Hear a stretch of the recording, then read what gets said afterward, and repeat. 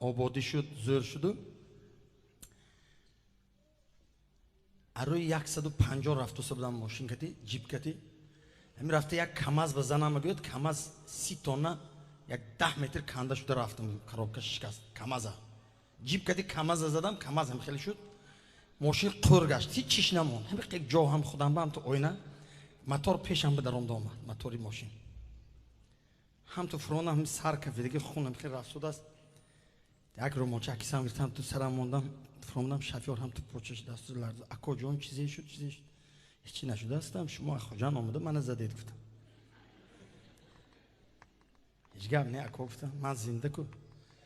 اگر نمورم اگر همش ناز میشه. اگر من مرم کار وایرو میشه.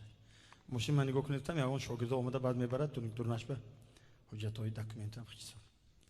یک ماشین مرسدس استاد اکو چه خدمت استاد شینید گفت رومالچه علاکه خون تر شیلتق شد پرفتم هر رومالچه شد داد بیچاره کله داشته بالینسه تلفن کردم او که هم علاکه بالینسه هم دکتر رو تیار کردم در آوردن هم تو بالینسه در آمدگیم یادم های هم استولی اپراسیونی به خواب بودن ادا ازشو شدیف تمام بعد خیلی دوختن و اپراسیون کردن لابد داریدگی خوشو هم کندگی افتم میدید دیگه یک جریم گفت که زنم بگفت که کلیم بکی اوراد شد گفت دیگه این بهش کسی نگاه نمیکنه اکنون نقص شد گفت با خدا با کلیم گفت که هیچ گپ نگفت من این اپراسیون پلاستیکی میکنم ساعت میشم دم زنک زیغ نشم من هم مشغول شده خدا خواهد شروع میشه من آدمی با ناموس گفتم تی ساعت میشم یا مردا که گفتین که اما 120 به در اومدید حضرت عزرائیل شما فراموش کرده که می گفت است که نه پسرم پروست اولادیمون بی‌ناموس گفت است تو 140 بنا داریم نمیمریم